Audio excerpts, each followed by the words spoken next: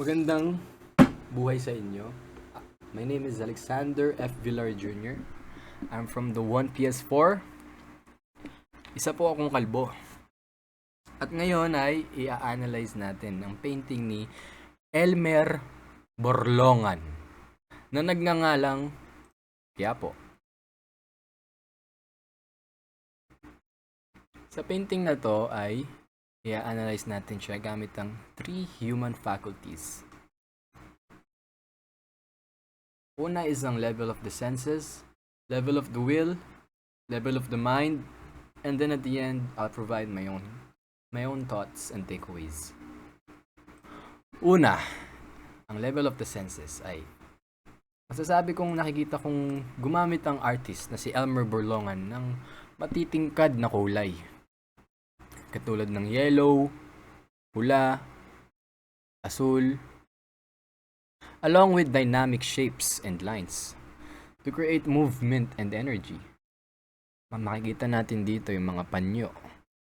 At tila ba parang pinapaalis nila tong mga taong to. Hindi nila pinapasampa. Kasi gusto nilang humipo dyan sa may Black Nazarene.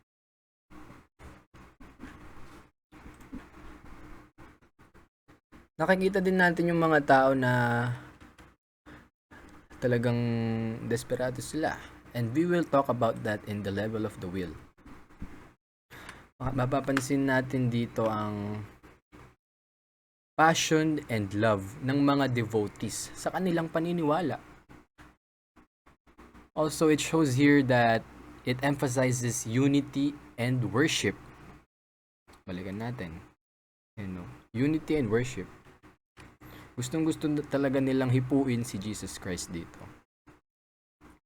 The will is shown in the determination of the devotees to get closer to the image of the Nazarene despite the exhaustion and dangers of the procession.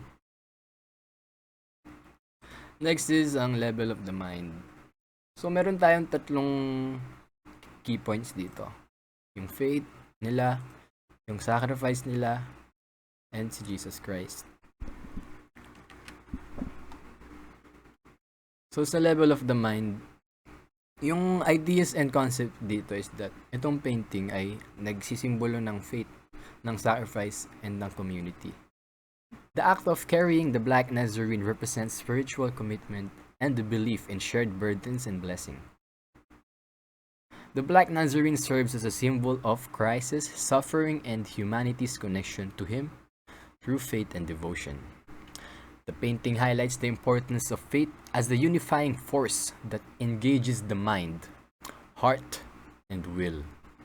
It emphasizes the transformative power of devotion, sacrifice, and collective worship in strengthening spirituality and community bonds. Right. So, in conclusion, lahat ng mga nabanggit kong 3 human faculties, they all work together in this painting to show us yung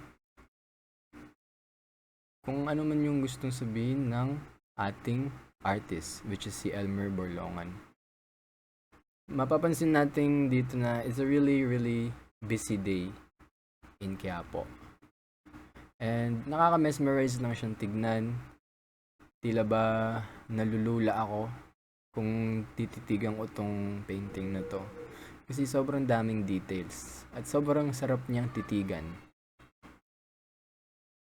Yun lang po ang aking brief conclusion. And salamat.